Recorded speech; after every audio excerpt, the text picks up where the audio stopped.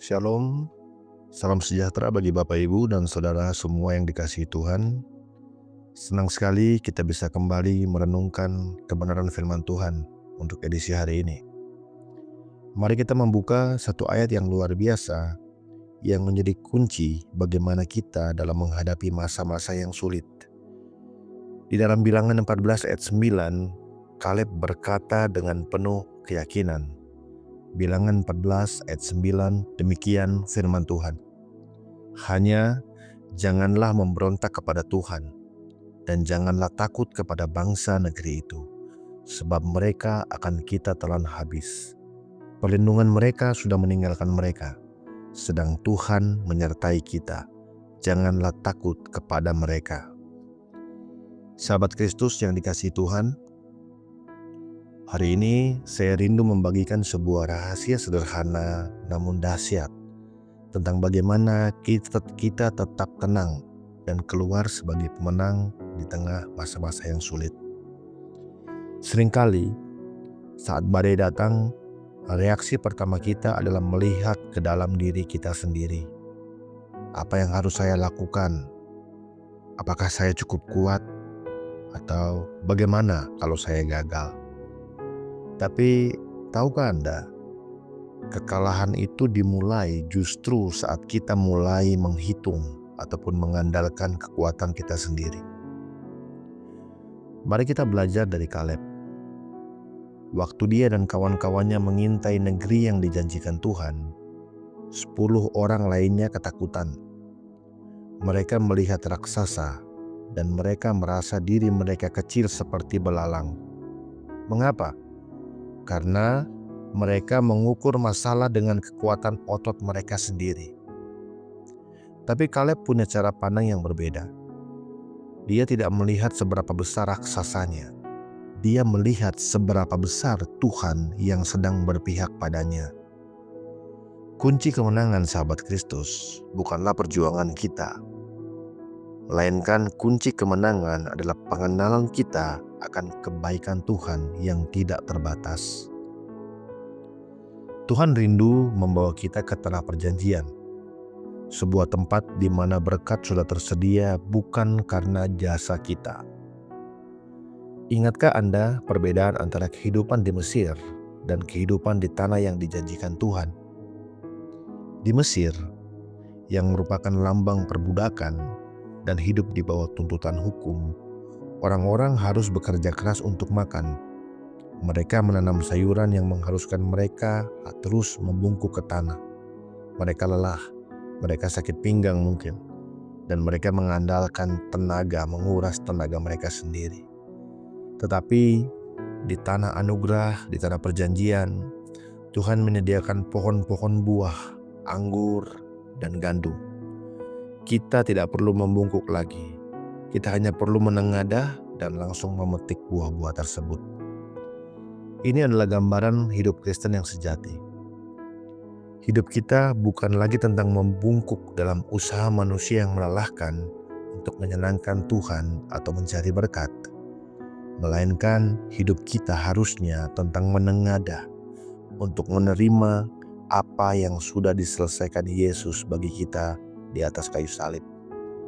Berhenti mengandalkan kekuatan punggung Anda. Mulailah mengandalkan kemurahan tangan Tuhan. Nah, sekarang perhatikan perkataan Kaleb yang sangat berani. Kaleb menyebut raksasa-raksasa itu sebagai roti bagi mereka. Bayangkan, masalah besar disebut roti. Mengapa demikian? Sebetulnya Bapak Ibu, ada rahasia indah di dalam bahasa asli Alkitab. Kata untuk roti dan kata untuk berperang ternyata memiliki akar kata yang sama. Apa artinya bagi kita hari-hari ini?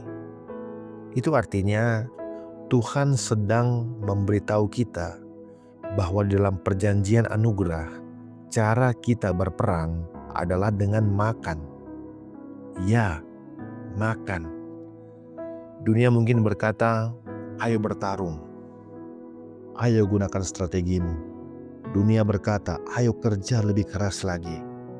Tapi Tuhan berkata, "Duduklah, makanlah firman-Ku, kenyangkan hatimu dengan kasih-Ku."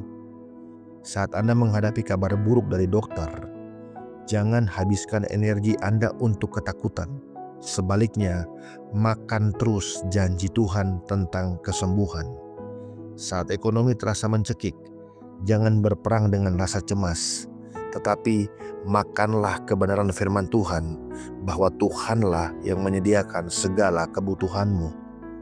Semakin banyak Anda makan atau Anda merenungkan tentang kebaikan dan kebenaran firman-Nya, maka rasa takut Anda akan kelaparan dan mati akan menghilang dengan sendirinya. Masalah Anda justru akan menjadi nutrisi yang membuat iman Anda semakin kuat. Itulah arti dari peperangan adalah milik Tuhan, dan bagian kita adalah menikmati hidangannya. Sahabat Kristus, Alkitab menceritakan bahwa Kaleb tetap kuat di usia 85 tahun. Sama kuatnya seperti saat dia berusia 40 tahun. Ini bukan karena dia hebat olahraga, tapi karena dia tidak pernah membiarkan hatinya tertekan oleh kekhawatiran. Stres dan usaha manusia yang berlebihan itu melelahkan fisik dan jiwa. Namun, orang yang beristirahat dalam anugerah Tuhan akan mendapatkan kekuatan baru setiap hari. Kaleb tetap muda karena dia tahu bahwa hidupnya dijamin sepenuhnya oleh Tuhan, bukan oleh pedangnya. Jika kita ingin hidup yang penuh tenaga dan semangat, kuncinya adalah berhenti menjadi juru selamat bagi dirimu sendiri. Biarkan Tuhan yang menjadi penjaga dan penyedia hidup kita. Sahabat Kristus, hari ini saya mau mengajak setiap kita untuk lepaskanlah segala beban usaha mandiri. Lihat ke atas, bukan ke bawah. Apapun raksasa yang Anda hadapi minggu ini, katakanlah, "Ini hanyalah roti bagiku, karena Tuhanku sudah menang." Amin. Mari kita satu dalam doa. Bapa, kami bersyukur karena kami tidak perlu berjuang sendirian. Kami terima kemenangan yang sudah Engkau sediakan. Hari ini kami memilih untuk beristirahat dalam anugerah-Mu dan membiarkan Engkau yang berperang bagi kami. Di dalam nama Tuhan Yesus Kristus, kami naikkan setiap doa dan permohonan kami dan terus mengucap syukur. Haleluya. Amin.